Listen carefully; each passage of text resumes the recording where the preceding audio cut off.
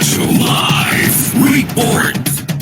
At 30 wanted person na dakip ng CIDG sa 2 araw na operasyon. Umabali sa balitang yan si Abante reporter Edwin Balasa.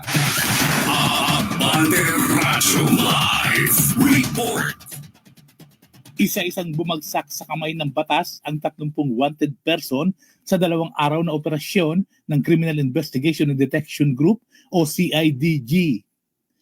Ayon kay CIDG Director, Police Major General Nicolas Torre III, ang isinagawang operasyon ay base sa direktiba ni PNP Chief Police General Romel Marbil na paigtingin ang pagsugpo sa krimen sa pamamagitan ng Oplan Pagtugis Manhunt Operation.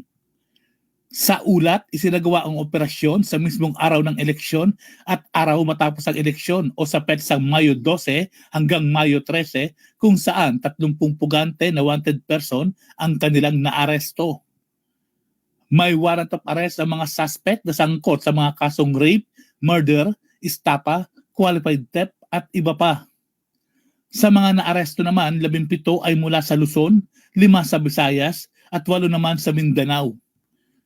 Pinuri naman ni Marbil ang mga operating unit ng CIDG dahil sa pagkakaaresto sa mga suspect at mabibigyan na ng hustisya ang mga pamilya na kanilang nabiktima. Ako si Edwin Balasa ng Abante Radio. Ito ang balitang mabilis, mabangis, walang mintis.